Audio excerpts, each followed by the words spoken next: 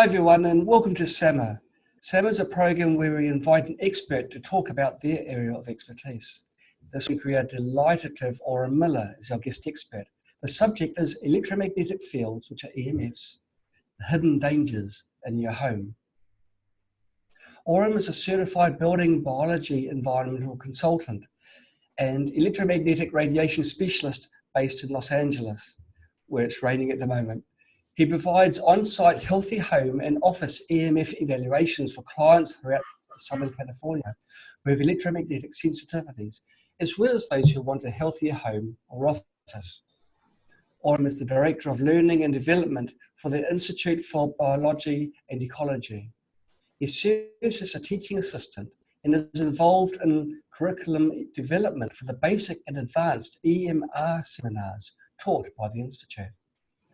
He founded and oversees an apprenticeship program for EMR students within the profession. He also serves on several committees for the Institute. Oram produces and is host of a webinar series for the Green Home Institute entitled Reducing Occupant Exposure to EMFs in Residential Construction. He is the co-author of Breathing Walls, featuring protocols for the design of a healthy new or remodeled home without mold or chemical outgassing. I could go on all day. Oram consults on the healthy design and construction of new and remodeled homes. He's done extensive research on EMFs. He's the expert we have today. Welcome to our show, Oram. Thank you, John. Thank you and thank you to Nick as well for inviting me, both of you. Oram, it's how did you get involved with EMFs and the research that's related to the EMF? Well, I've been a building biologist for many years, and in the beginning, I did the full scope of the building biology work, which involves the third skin. This is the first skin, this is the second skin. The home, the built environment that we live and work in is the third skin.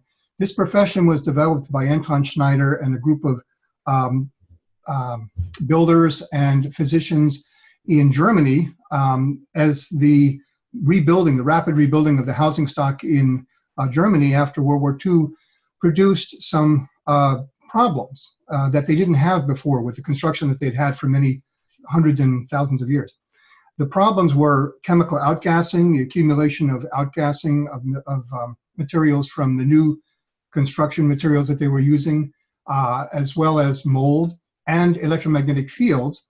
And this was recognized by certain forward-thinking people, architects, builders, and people who were sensitive to these fields.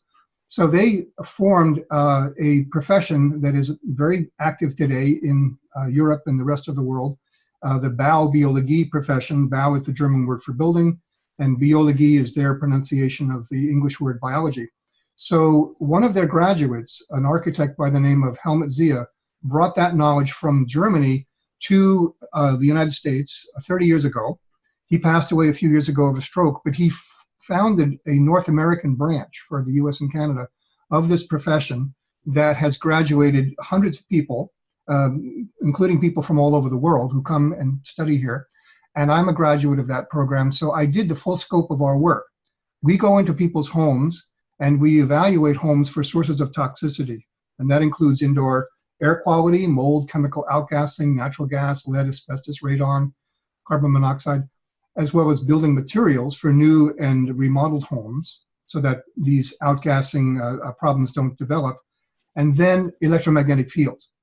Now, about 9 years ago, I moved from Minneapolis to Los Angeles, California, and decided that I wanted a warmer climate, number one, and number two, I really didn't like mold as much as others do in my profession, but I loved EMFs. So when I moved here 9 years ago, I decided to just do EMFs, and I refer people to experts in the area for mold and chemical outgassing work. And I'm one of the busiest building biologists in the country, just doing evaluations 6 days a week for EMFs. And I will tell you what those are if you'd like to know what those EMFs are. Yes, absolutely. Okay, so in the building biology profession, I know there are a lot of, well, let me start with what most people are familiar with who go to websites that talk about electromagnetic fields. That's what EMF stands for. electromagnetic fields. So there are two of them, electric fields and magnetic fields. And we'll get to that in a moment.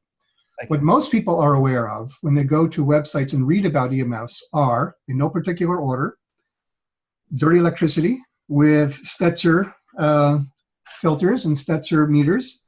And then the second would be chips and pendants that you can put on your cell phone to stick them on the back of your cell phone so that you can reduce the the harm that EMFs cause to your body. The third would be earthing mats that you can put on your bed and then ground them to the outside or to the ground in the outlet, and bring all the beneficial effects of bringing ions from the earth, negatively charged ions, up into your body, because we're very depleted of negative ions. And that's a very good philosophy, and we support that. And then the last would be all the radio frequency devices, wireless devices, particularly smart meters, smart electric meters, water meters, and gas meters, and then 5G, which is fifth generation cell technology. Those are the four things that most people are aware of. So we have, as I mentioned, dirty electricity. We have the radio frequency issues. Then we have the chips and pendants, and then home harmonizers, and then earthing mats. We have four ourselves, and we overlap in terms of dirty electricity and radio frequencies. But we have two more that we talk about, which are electric fields and magnetic fields, which I'll go into because most of your listeners and viewers probably don't know about them, and they're very important. We do have a position on chips and pendants, and we also have a position on earthing mats, and that is that they're both good. They're both beneficial. And as I mentioned, we very much support the use of earthing mats. They're very helpful. I use one myself. I've used it for years. When Clint Ober, who developed them, spoke to our profession 5-6 years ago, he gave those of us who were in the seminar an earthing mat for our bed. And I've been using it ever since, and I love it. I recommend it to my clients. So that's a very good thing to use. Then for the chips and pendants, our approach is, if it works for you, great. We recommend we recommend all things that help people to improve with these EMFs, the evaluation and mitigation of EMFs, including chips and pendants. What we would say is, generally speaking, we recommend that people find the sources of EMFs if they can, both in the home and outside the home. I explained that EMFs, the building biology profession, my profession, recognizes four sources of EMFs. That would be magnetic fields from house wiring and outside wiring, both power lines, electric fields from house wiring. Those are two things that most people in the EMF community need to know more about, in our opinion, and there's so many things to learn, and so many people are affected by all of this, and they're doing the very best that they can. We're not being critical at all. We're just adding this knowledge that we have been focusing on for several decades to add to all the good work that's being done by people for smart meters and fifth generation cell technology, or 5G as it's known, and earthing mats and chips and pendants. So, so did you get all that? Did I? Did you? Yes. Okay, good. Yes. So, so I was mentioning that in our opinion, the chips and pendants have a value, and in fact, I have to admit, some of the engineers in my profession, some of my colleagues who maybe don't think outside the box quite as much as the rest of us do, and they're just going by what they can measure with their meters, you know, with a radio frequency detector or a magnetic or electric field detector. And when people use one of these chips or pendants, they don't measure any reduction in the EMF that they can measure when you put a chip on the back of your phone. It still transmits. But what the manufacturers wisely say is the way that those chips and pendants work is they create some zone of coherence around them that changes the way the human physiology reacts to the harmful influence from the cell phone. And there's a lot of interest in learning how that happens and why it happens, but I will say I've just been noticing that there's this huge number of products that are in that category of subtle energy devices that are available now and work well. A lot of people feel better, they benefit from them. We recommend a joint approach, using those products, particularly when you go outside the house, but in your own home and business, to the degree that you can control the business or the home. Some people rent and they can't do as much as you can if you own your home. But to the degree that you can look over what's in the home and make changes, that's the degree that we recommend that people find the sources. And the analogy that I was making was that if you have a room with 4 or 5 ashtrays with burning cigarettes filling the room with smoke, you can get an air purifier and plug it in and it will reduce the smoke. But you can also look for the ashtrays and reduce those. And I think that's common sense. Anybody who makes and sells and promotes these chips and pendants would agree with what I just said. So we focus on the ashtrays. We teach our students, I'm part of the faculty at the Building Biology Institute, for the electromagnetic radiation or EMR seminars, beginning entry level and the advanced, we teach our students to find the sources of magnetic fields, electric fields, radio frequencies, and dirty electricity. So, right. So everyone knows about Wi-Fi and cell phones, and we'll talk about that. But I'd like to talk a little bit about the other things that most people don't know about, which are magnetic and electric fields, if I may. Sure. So magnetic fields come from 4 sources, and magnetic fields are the invisible. Everything is invisible. All the fields that I'm talking about are invisible. When you have current flowing down a wire, so this is the hot wire of a circuit. This is a plastic, non-metallic Romex circuit, and this is the hot wire. So current would go into this hot wire at the breaker panel and go through the circuit to a light bulb over here. We want to be sure that we honor the very good work that people have been doing over the years, developing these technologies and diving into some very interesting directions and paradigms that we really haven't explored up till now, and that is these quantum level effects.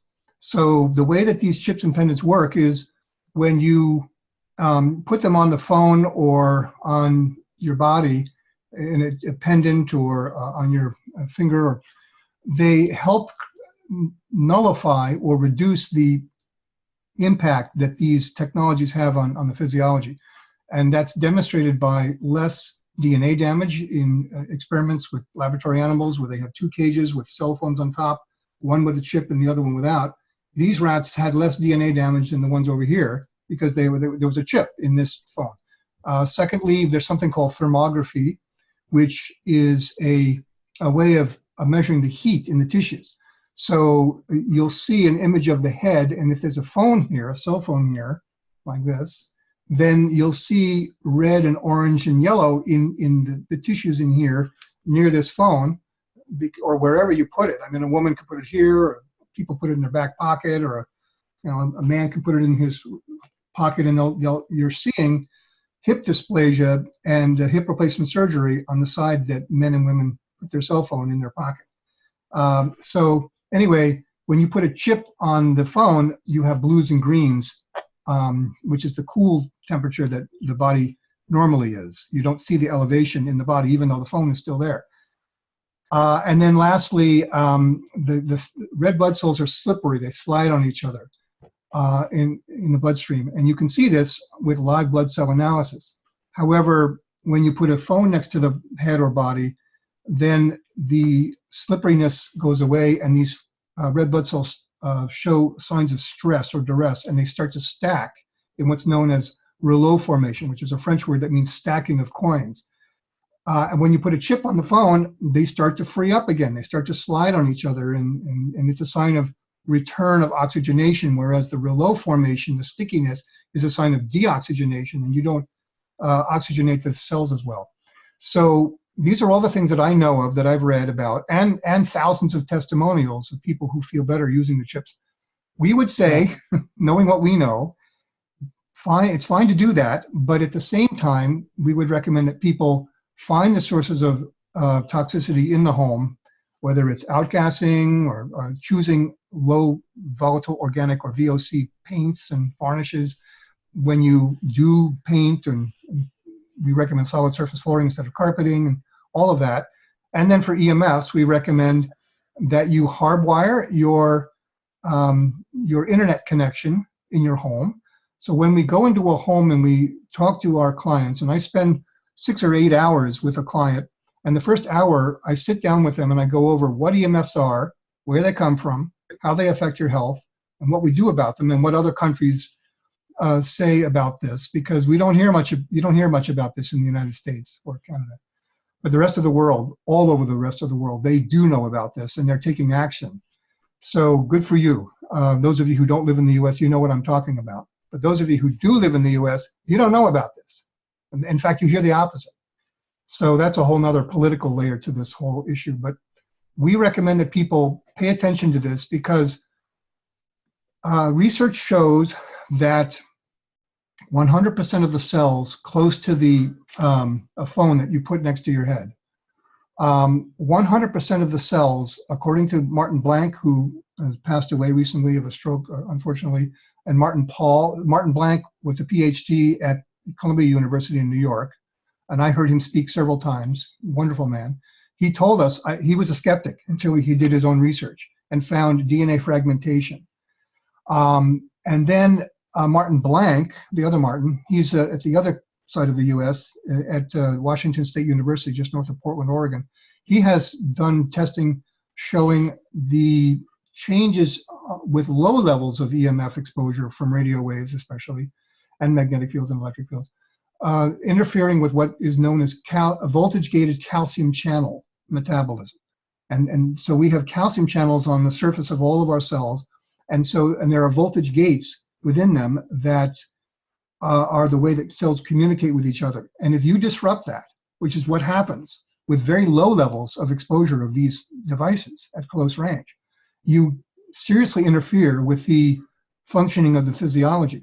There's an excellent video that talks about this, Generation Zapped, made by a filmmaker here in Los Angeles, Sabine El Jamael, originally from Lebanon and France, lives here and with her family, and she's a client of mine, and she had me come to her home and to her the school where some of her children attend, and I educated her about this. And then she said, I'm a filmmaker and a documentary filmmaker, and I've seen the documentaries that have been done on this. This is a conversation she and I had 4 years ago, right after I evaluated her home. And she said, we need to do a Hollywood quality film on this. And she wasn't criticizing the documentaries that have been done up to that point, but she said, I can do that.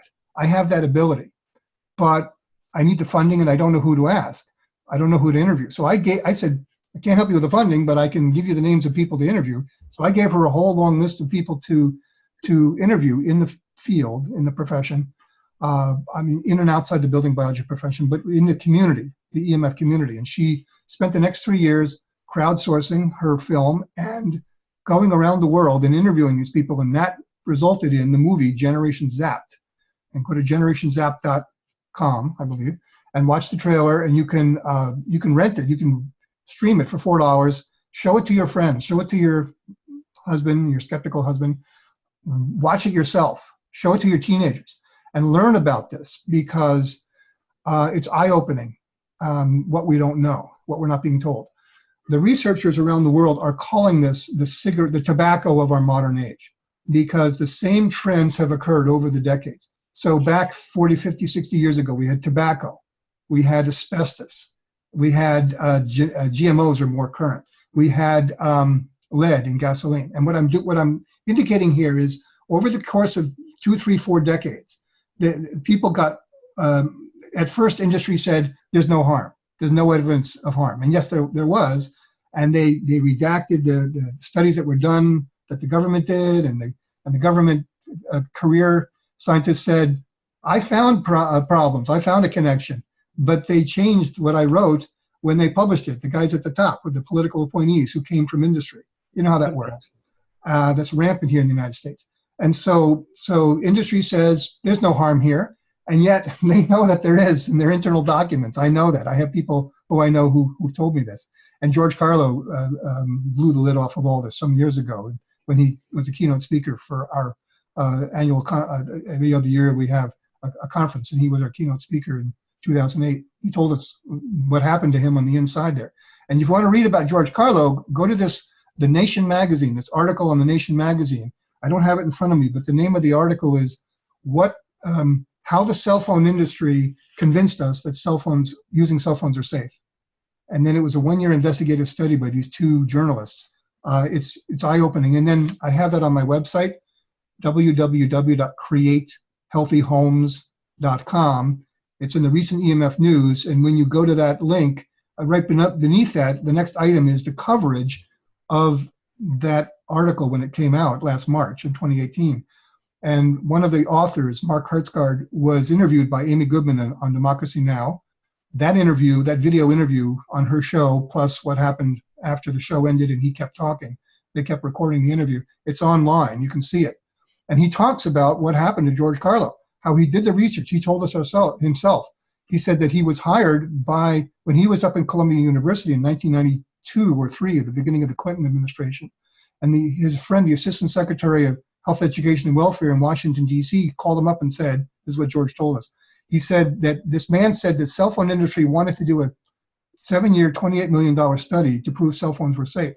And they wanted the government, the Department of Health, Education, and Welfare which is what it was called at the time, to co-sponsor that research. And so this man wanted George Carlo to run the study. And George said, I know where this is going. I don't want to be a part of it. Thanks, but no thanks.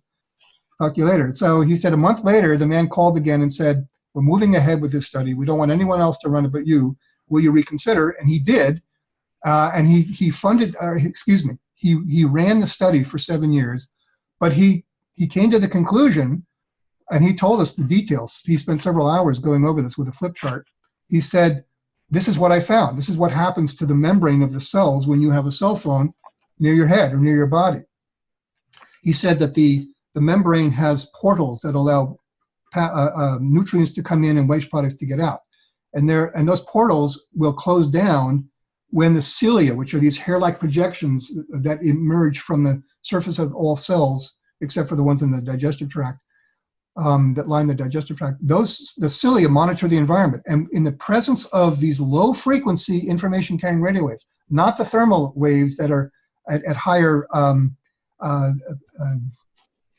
intensity levels, higher radio frequency strengths, but at low levels, the biological effects that occur from the low frequency information carrying radio waves cause the cilia pick that up of every cell in close proximity within a foot or so and more, and alert the cell to stop what it's doing, so that freezes the activity in the tissue and go into a locked down mode, which shuts off these portals.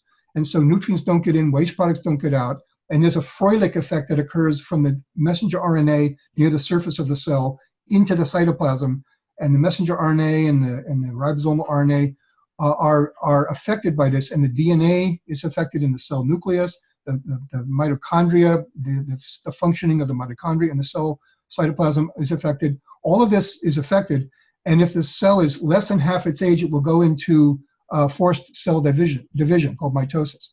But the disadvantage is the daughter cells have the disadvantage that their open mode, their relaxed mode is a lockdown mode. This is what he told us happens as a result of this. If the cells are more than half their age, they can't divide, they're too old to divide, they go into apoptosis, they just divide, they just rupture. And so either way, the tissues suffer, the macroorganism suffers. And this is all happening on biological levels, at levels much lower than what the Federal Communications Commission says is safe, which is 1 milliwatt per square centimeter, or 10 million microwatts per square meter. So I describe all this in my article on my website. If you go to articles on EMFs, and then you click on the article on radio frequencies, and you'll read all about this. So, and this is discussed in great detail in Sabine's excellent documentary, and there are other wonderful documentaries as well. It's not the only one, but Generations After is a good place to start. There are others. And so I could go on and on about the harm of this, but what everyone who's watching needs to know, this is like cigarettes. When I'm old enough, 65 years old, So when I was a kid in the 1950s and 60s, you could smell smoke. When I visited relatives and we were aware of smoke because you could see it, you could smell it, and people were addicted to it. It wasn't a communication technology; it was a habit that people had, and it had certain physiological changes that it produced. Anyway, we all know about that. And what we know is the tobacco companies didn't tell us the truth. The government ended up spending a lot of money treating people through the Veterans Administration and through Medicare and Medicaid and all of this to clean up the mess. And now you can't smoke in public places in any state in the union and most local jurisdictions. You can overseas, but still people are judicious about it. They know about it. Today, we have baby monitors. We have cell phones right in our environments. We have streaming devices in our entertainment centers. We have tablets. We have smartphones. How many people who are watching who would call themselves millennials who are less than 35 years old use a computer anymore? You're all doing everything on your smartphone and your tablet, and it's all wireless. None of it's hardwired. So the problem is radio frequencies, electric fields, magnetic fields, they're all invisible, silent, and odorless. You don't know that they're there. And if you're lucky, you'll feel the effects, but 2/3 of the population doesn't.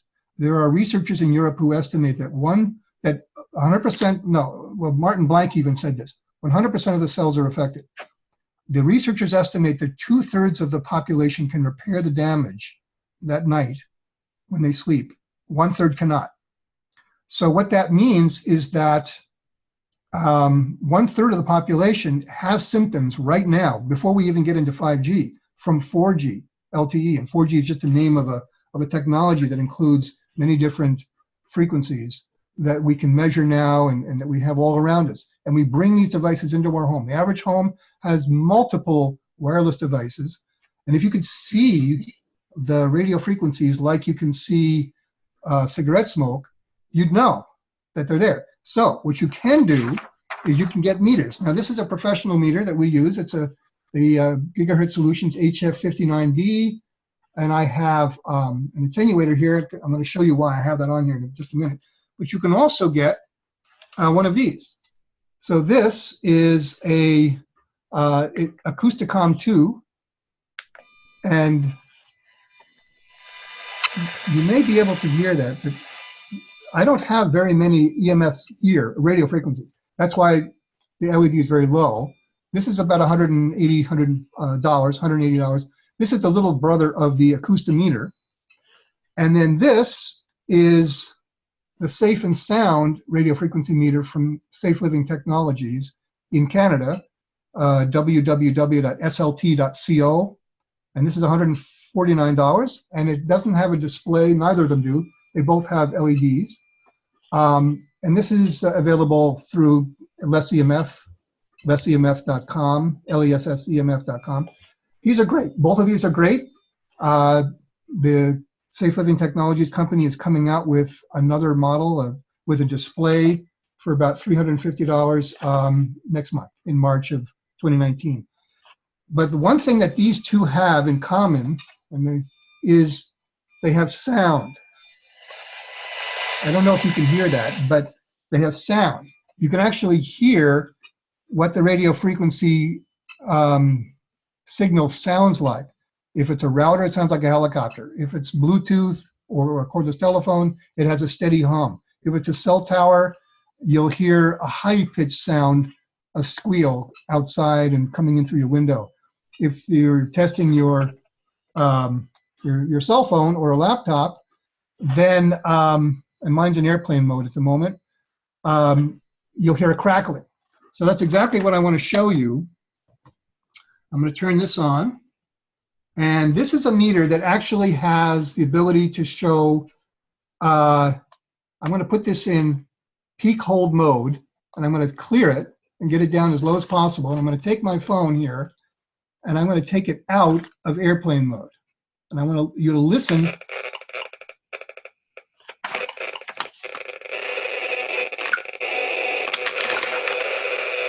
These things are going wild here. They're crackling.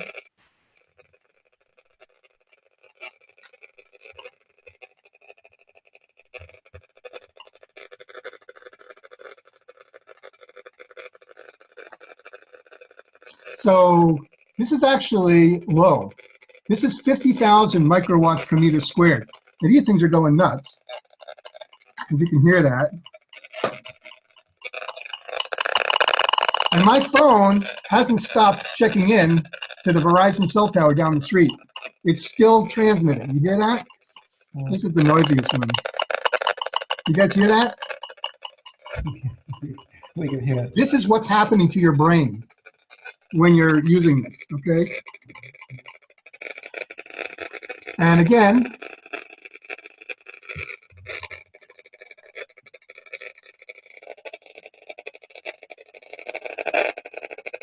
all right, now that just jumped up to 100,000 microwatts per meter squared.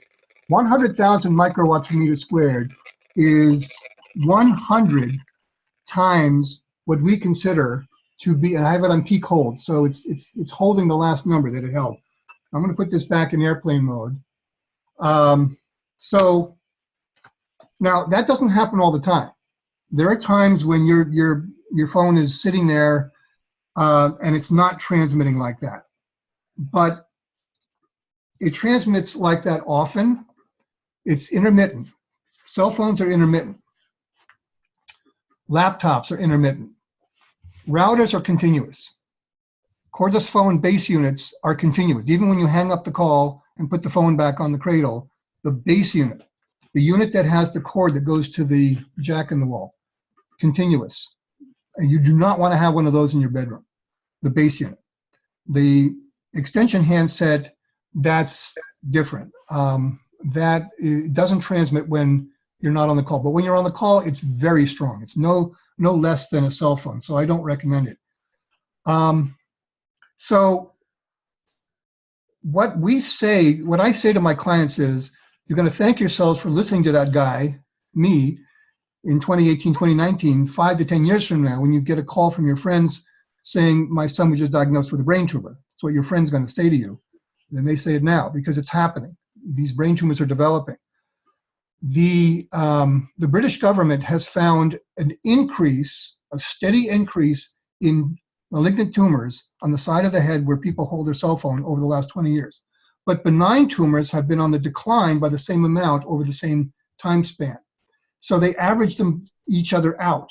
And so what gets reported in the news is not an increase in brain tumors on the side of the head that people use their cell phone, but an unchanged cancer rate in head tumors in England in the last 20 years, because they're not showing the whole data. You see, this is how this happens. We would say to those people who are symptomatic, and some of you are, and that's the bulk of the clients who call me up and my colleagues around the country and around the world, because there are people who are building biologists in all countries or most countries around the world, quite a few in Europe, quite a few in Australia, New Zealand. I believe there are some in other countries in Asia, up in Asia, Japan, Korea, China. I don't know for sure, but we're available, by phone and by Skype and email. But the point is, and there's a lot of information on my website and other websites that you can go to learn about this.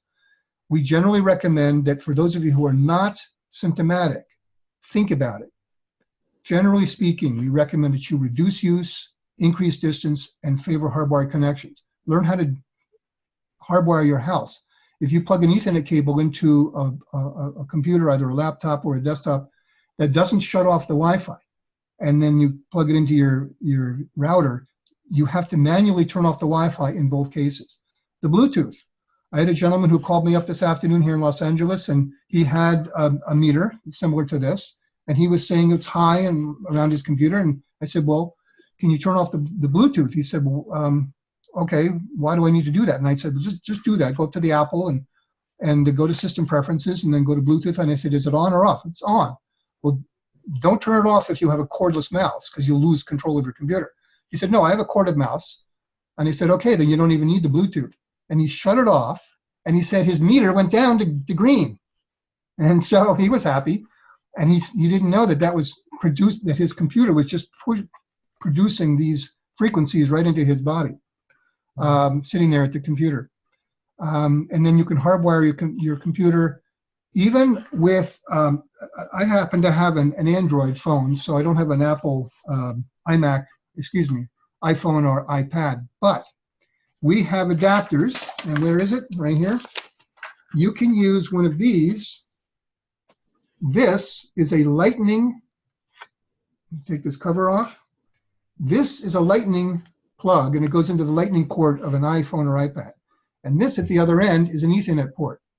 And then you can get one of these. We recommend getting a grounded Ethernet cable with the metal clips on the two ends here, Cat6, and that would go into here. And then this can go into your router or into a network adapter. What is a network adapter? You get two of these in the box. All right, they plug into an outlet. This is for North America. And then they have an Ethernet port on the bottom.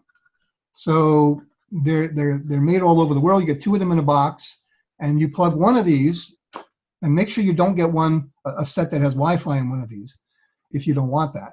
That's what we're advocating. And you plug this into the room that has the router, and then and it comes with two Ethernet cables. So plug one of those Ethernet cables into this and into the router.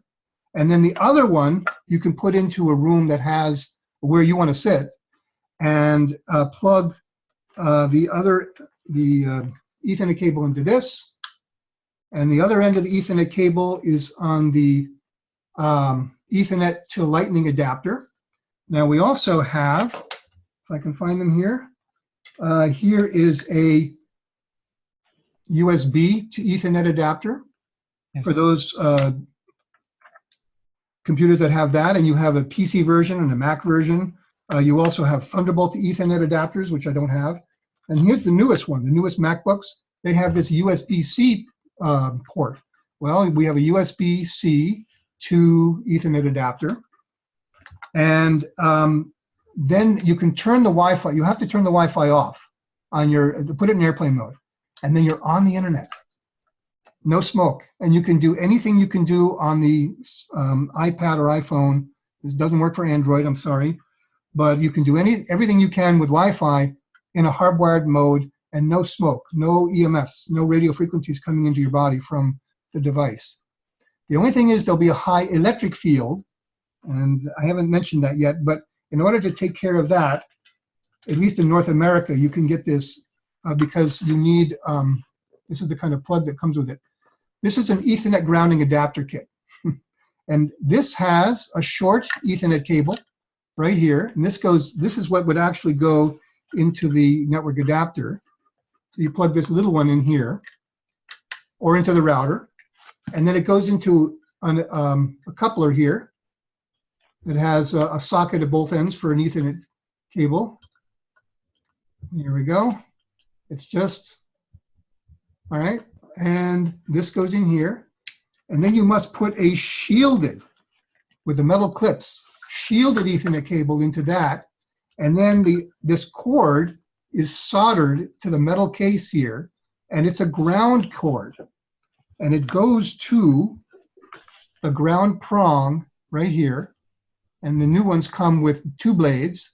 They're dummies. They don't attach to anything because there's no wire attached to them, and you plug this into the wall, and it grounds the whole cable, including the iPhone that's in your hand that you're connecting this to.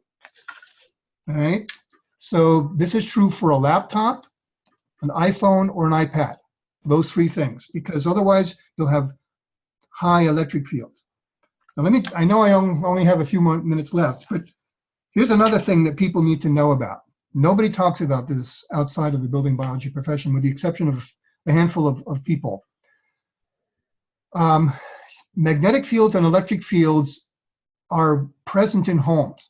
You really need to get a meter. The tri-field combination meter, the TF2 is what I recommend. The Coronet is another combination meter. You can buy these from lessemf.com. They're excellent. I have an article on my website, EMF meters and instruments, and you can read about this. But basically, you want to measure the magnetic fields where you sit, sleep, and stand. Where you sit, sleep, and stand. So where you sleep at night, measure the magnetic fields, and you want to be below 1 milligauss, 1 mgs, or 0.1 nanotesla on the cornet. The cornet is a single axis meter, so you have to measure X, Y, and Z, or X, Z, and Y, and then see which orientation gives you the highest number, and then hold it in that orientation, and then move around. With the tri-field TF2, it's a 3-axis meter. It doesn't matter which way you hold it, you'll get the same number on the screen. And they're very accurate. And so you want to be below 1 mgs, 1 milligauss, where you sit, sleep, and stand. You could hold that a foot or so away from a switch, a light switch, and a foot above, and then turn the light switch on. And if the meter doesn't go up, you're good. If it does, you have a wiring error. And you can read about that on my website in the magnetic field section. Go to articles on EMFs, read the introduction to EMFs, then read the separate articles on electric fields or magnetic fields, electric fields, radio frequencies, and dirty electricity. If you have wiring errors, you need an electrician to fix that for you. And we can guide them on that. Building biologists are trained how to guide electricians on that. You can have current on water pipes. And wherever you are in the world, this can happen. Current always comes into the house on the hot wires, usually 2 hot wires in North America. And it's similar in other parts of the world. Wiring errors, by the way, are not common in Australia or France or much of Europe because they use ground fault interrupter breakers or ARC fault breakers. They're known by a different name in Australia, but so people should check to see if there are magnetic fields. Now, if there's magnetic fields coming from power lines, then there's nothing we can do about that. And you know that because you'll get the same number, John, and everyone, on your Gauss meter everywhere in the room. It's the high, low, left, right, front, back. You get the same number in the whole room. And if you go outside the room to another room or even outside the house or apartment, on your balcony or in the backyard or front yard, and it just keeps getting higher, even if there are no power lines. They could be underground, and that's what it is. And you have to move if it's more than 1 or 2 milligauss. You really should consider relocating. And it's going to be higher in the evening when everyone comes home and turns on all their devices, their appliances, and then it's lowest at night. And then it's higher in the summertime, whenever time of the year that is for you, when everyone's using air conditioning, because electricity is what generates these magnetic fields. And it's because the loads are unbalanced on the power lines. But the other thing is electric fields, they're the unknown EMF, and they can be present where you sleep if you have plastic wiring. And I showed you the plastic wiring in the beginning of the talk. And you can shut off the breakers for the bedroom and at least unplug things or get a plug-in switch at the wall. And I know some countries have switches at the outlets, and don't have any live wires within 6 to 8 feet of your bed. And also make sure that your power supply to your computer is grounded, not ungrounded. And so those are the takeaways for electric fields for you. Now, okay. There's a question from one of our Facebook viewers, Marion Lillen, has asked, what about CT scanners? Do they produce much EMF? Actually, CT scanners don't. They produce X-rays. They're actually lower, I believe. Someone who knows better again can correct me, but it's called computerized tomography, CT, or computerized axial tomography, CAT scan. And it's a slice of the tissues to help differentiate the soft tissue. The magnetic resonance imaging, the MRI, that uses a very strong magnetic field. And so, not the healthiest thing, but if you need it to rule out a tumor or if the doctors need it, just take some arnica montana before you go in, and when you come out, a homeopathic remedy. But no, CT scans are X-rays. They're not EMFs. The MRIs are them. the magnetic field. Okay. Sylvie Savick has asked, how do you go wireless free when you have two computers, two Xboxes, must be teenagers, and a smart TV spread out over a 2-story house? There must be some challenging situations out there. Well, we run into this all the time, Sylvia and John and everyone. So I encourage my clients to hire an audiovisual technology person or contractor, low voltage contractor we call them, to put Ethernet cables into the walls. This is the best. And if you're remodeling or building a new house, we recommend this, and people pay for it. And there was a time for about 10, 15 years when that was pretty routine around the world, and may still be in other parts of the world. Not here. They're not doing that anymore because everyone's going wireless. And but if you have an attic or a crawl space or a basement, or they can run it through closets or around the baseboards, or up above your windows outside under the soffits, going from room to room. This is the best way. The next best way is to use these network adapters, and I showed them to you earlier. You can get as many as you need. Just make sure you don't get a network adapter that has Wi-Fi in one of them, as I mentioned. And what you can do is you can plug one of them in the room that has the router, and then you can have as many of them around the house as you need, and then just run an Ethernet cable to your PlayStation, to your TV set, and then try and turn the Wi-Fi off on these devices. Now, you can't always do that with a smart TV. Sony is the only brand where you can turn the Wi-Fi off when you hook up the Ethernet cable. And there is a setting on the Sony smart TVs to disable the Wi-Fi on the TV. With Roku, you can disable the Wi-Fi. When you plug in an Ethernet cable to the Ethernet jack on the back of a Roku device, it will shut off the Wi-Fi in about 2-3 minutes. But then they have Wi-Fi Connect, which is a separate transmitter, and you need the infrared remote control, which you can buy from Roku, to turn that off. There's so many tricks to this, but you can do this by setting up a hardwired network throughout the house. What's important is not what's happening in the next room over. What's important is what is happening with the devices that are in your hand, or in your lap, or right in front of you, or on the bedside table, or on the kitchen counter. Baby monitors.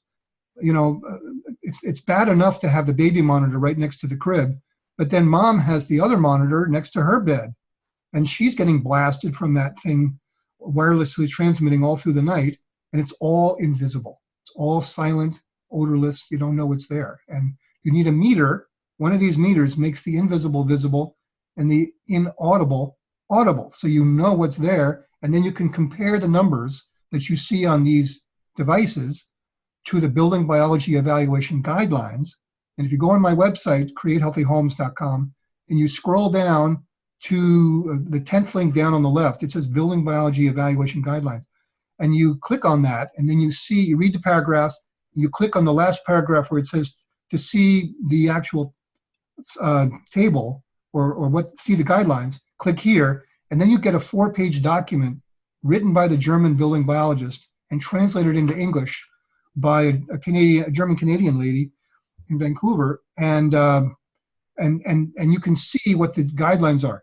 This is what the German building biology profession has developed over the decades, and they keep refining this and updating it. There are 4 columns. There's extreme anomaly or extreme concern for the biology of the sleeping person. This is for sleeping areas. Severe, slight, and no concern. And what you do is you scroll down, and you have 4 categories: electric fields, magnetic fields, and radio frequencies. We want to get our clients out of the severe and extreme columns and into the slight and no columns for all of these categories. So that is something that you can actually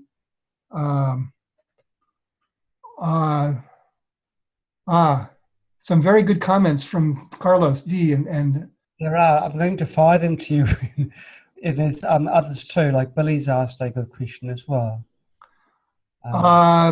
Plants don't really absorb radio frequencies, Carlos, to any well, I wouldn't use them as your sole way of protecting yourself.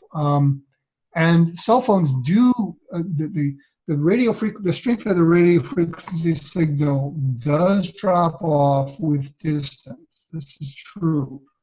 What you are saying, I want to squeeze in a burning question about 5G. It's a hot topic at the moment. But if you can 5G. Okay. I'm happy to expound about 5G. So what everyone needs to understand is that 5G is a name for the next version of a whole umbrella of technologies for wireless communication, not just with cell phones, but with we're entering into the era of the IoT, or the Internet of Things. So 40 or 50 years ago, we had first generation. It was basically voice, wireless voice with a brick, great big cell phone. Text came along with version 2G, which was 10 years later, the second decade. Then in the third decade with 3G, that was the first time that we had cellular data, where you could actually go online through your phone. Fourth generation was the fourth decade, which we're just ending, and that is enhanced 3G, and LTE is enhanced 4G. I don't even know what LTE stands for, but LTE is a enhanced 4G. And so what we have evolved to is a point where we have very fast communication, but many people are shifting their activities from fixed, from the use of their computers in their homes or wireless networks, Wi-Fi networks in the home, using their portable handheld device, their smartphone and tablets, or their laptop or desktop, connected wirelessly to Wi-Fi in the house. And smartphones and tablets will always default to a Wi-Fi network, given the choice. The other choice would be going to the cellular data connection to the tower, the macro tower down the street. Because so many people have shifted their habits from computers in the house to their portable devices, and they're doing that when they're away from the home to a great degree, or if they visit someone and don't have the Wi-Fi password. And because of the explosion of the use of programs that have videos and photos in them, like Snapchat and Instagram, and the fact that your playlist for your music and your videos is not even on your hard drive of your device anymore in your pocket. It's in the cloud. It's on servers somewhere. And so when you listen to music, you're not listening from the hard drive, you're streaming from the cloud. And that's encouraged by these companies. So because of this, there's this hockey stick of use of data. And so the whole, there's a problem. We're running out of bandwidth in the networks that we have, the wireless networks, the data networks. It's not voice or text, it's data. So we have 300,000, I'll use the US as an example because that's what I know most, 300,000 macro cell towers that are using 4G LTE technology, using signals in the 700, 800, 900 megabits or megahertz range or frequency, 1800, 1900, 2100, 2500. These are the ranges that are used in 4G, and T-Mobile just bought 600 megahertz. And the thing is, at these frequencies, the wavelength is longer. It's about a foot. It's about 12, 13 inches at 900 megahertz. That easily penetrates through buildings and through building materials. But it's not as fast as 2.4 gigahertz, which is 2400 megahertz, which is so when you have Wi-Fi and you have 2.4 gigahertz and 5 gigahertz, or 5.8 gigahertz, which everyone confuses with fifth generation, it's not the same. So the faster you go, the quicker the download speed, but the shorter wavelength. And the wavelength of signals that are in the 2.4 gigahertz, which is 2400 megahertz, which is not a cell phone frequency, it's a frequency that they use with cordless phones inside the house and with Wi-Fi and Bluetooth. 2.4 gigahertz has a wavelength that's 5 inches. Instead of 13 inches for 900 megahertz for cell phones and smart meters, it's 5 inches for 2.4 gigahertz. For 5.8 gigahertz, it's a quarter of an inch or half an inch. And now we're getting into millimeters. And so as you go up into the 20 gigahertz, 25, 28 gigahertz, 39 gigahertz. Okay, so when you get up into the higher frequencies above 20 gigahertz, then you're talking about wavelengths that are only a quarter of an inch, even less than that, 3 to 5 millimeters, 10 millimeters. And this is called the millimeter band, and these frequencies do not penetrate building materials well at all. They don't go through wood walls, they don't go through brick. You don't need fancy, expensive shielding paint or fabric or mesh material to block the signals that are above 20 gigahertz. And the proof of that is a satellite dish is used to get a set very weak when by the time it gets to Earth from 22,000 miles up in space, where the satellites are parked in geostationary orbit. They have to be 22,000 miles above the equator so that they stay over the same spot on the Earth. And when that signal gets to the ground, you have a dish that's anywhere from a foot to 3 feet or a meter wide, and it's a parabolic dish that takes those very weak frequencies that are coming in straight and focuses them to a point on the arm that's the receiver that's above the dish. The thing is, those signals are up in the gigahertz range, the 28, 39 gigahertz range, 60 gigahertz range that everyone's really worried about with 5G technology. We've been using 5G, or I should say millimeter 20 gigahertz and above frequencies for decades, for military, for radar, for aviation, for your satellite TV, which is a two-way communication between the satellite to you, to the ground receiving dish on your house, and back up to the satellite. And you cannot put that dish into an attic. You cannot put it underneath an awning or an eave or trees. You need a clear view of the sky, because the wavelengths are so short that they do not get through the plywood and asphalt shingles on your roof. So the same thing is going to be true from these 5G antennas. Now, it's not going to be healthy at all when you're outside. But indoors, at least for those who are concerned about this, there's a part of 5G that people don't realize that you have control over. A lot of people bring devices into their home that are harming them now with 4G and LTE technology. That's not harmless, and that's not going away. 5G is going to be built on 4G, and it's built on fiber optics for the backbone of the network. What's going to happen with the 5th generation of technology is they're going to fill in the gaps, especially in dense urban areas where people are, especially in sports stadiums and busy downtown areas and subway stops and places and office buildings and places where a lot of people gather.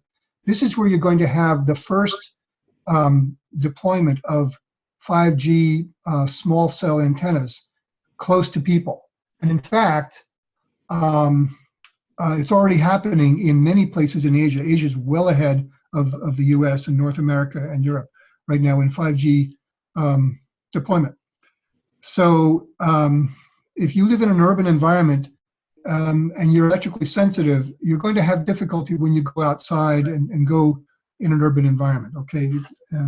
There is some of the fabric, there's fabric under development that will protect you to some degree from these 5G, these millimeter frequencies, but we have fabric now that can protect you well from 4G technologies and frequencies that are below 20 gigahertz, that are below 6 gigahertz. Remember, you got to always remember this. 5G is going to include frequencies above 20 gigahertz and below 6 gigahertz.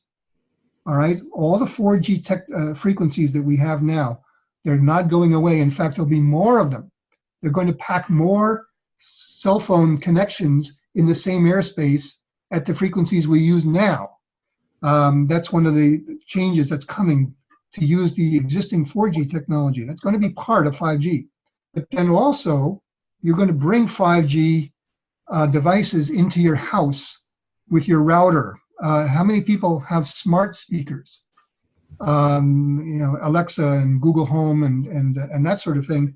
These things do put out radio frequencies all the time, just like any router, just like Bluetooth. And so be aware that these things will have these super fast 5G technologies put in them. So if you're concerned about this, and you don't want, and you're electrically sensitive, just don't put these devices, don't bring them into your home in the first place. I'm not trying to say anything bad about these companies. I'm not trying to take their business away from them. I'm just saying, get a meter, get a radio frequency detector, measure these things for yourself, and you decide how many cigarettes you want to smoke on a daily basis.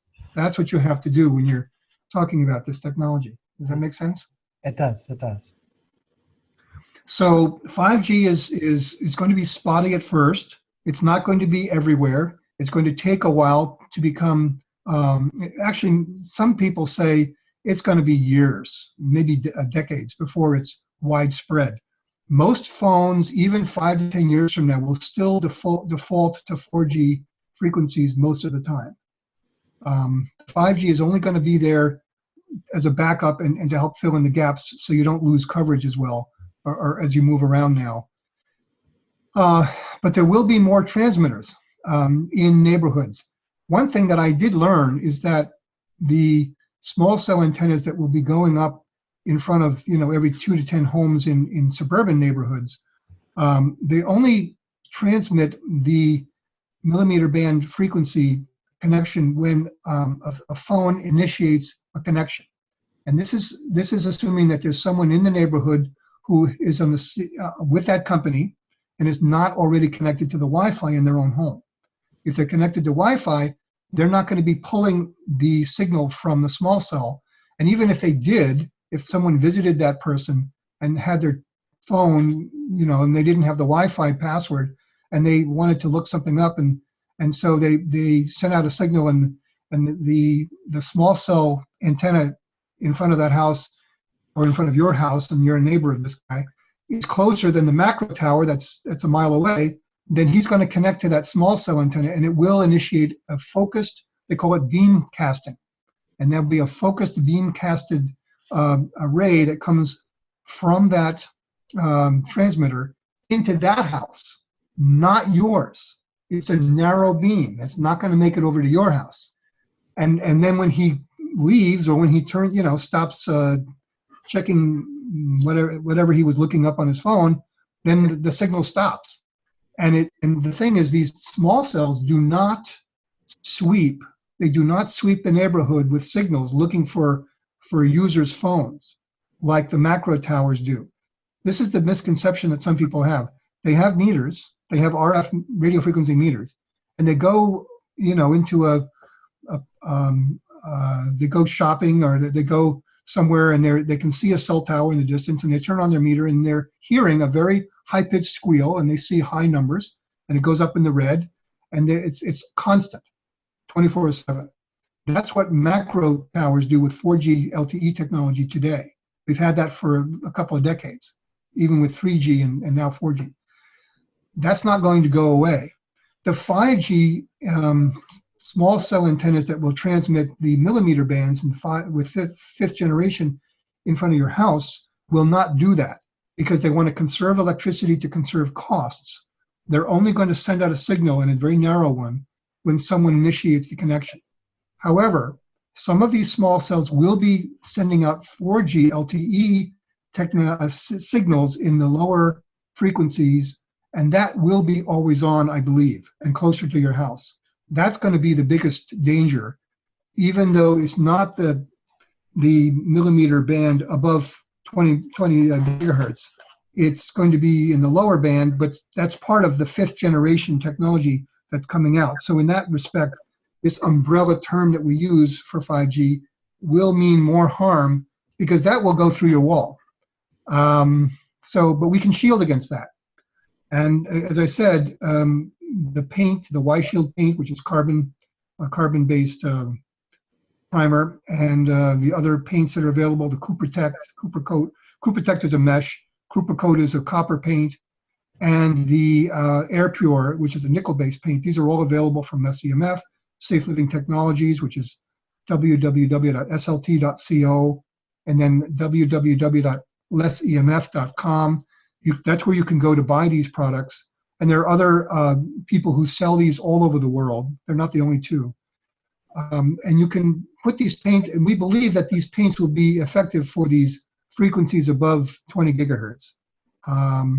So we don't know about the fabric, but we do know about the paint, and also aluminum shielding. So you can protect yourself. But don't use your phone in the house. If you put those paints on the wall and you use your cell phone inside the house, the phone will put out more energy to try and push through the shielding you just put up. Does that make sense? Absolutely. It's got to talk with the tower, and if there's shielding these, yeah. It's got to try exactly. shots, isn't it? Yeah, it's all very complicated. So what other questions? Well, I think that's pretty much all the questions. Oh gosh, I just got to. All right. I think that's pretty much it. Well, thank you so much, Oram, for your time. It's been tremendous. You've explained the dangers of EMF. You've talked about the effects, and you've talked about the cure, or ways that we can avoid EMF. So it's been tremendous. Wonderful. We have had a few technical problems, but we kind of overcame them. So thank you very much for coming to our show. You're very welcome, John. I appreciate the ability to speak to you and to your audience, and thank you to Nick Zhao for inviting me in the first place, and for helping to organize all of this. So thanks to both of you gentlemen. This is a very important topic, and I appreciate the opportunity to share the knowledge from the building biology profession. By the way, the website for the profession is www.hbelc.org. That's the building biology website, Healthy Building Environmental Learning Center.org, but it's abbreviated hbelc.org. And the website for the German building biology profession, and they have an English website and German website, is buildingbiology.com, I believe. They have that website in Germany. So thank you again for the invitation, gentlemen. I appreciate it very much. You take care. Maybe we can do it another time with a better internet connection. Okay. Thank you for inviting me. Because I still have a few things I'd like to know, and I'm sure our viewers do as well. Okay, you have a great evening. Thank you very much. Goodbye. Bye-bye.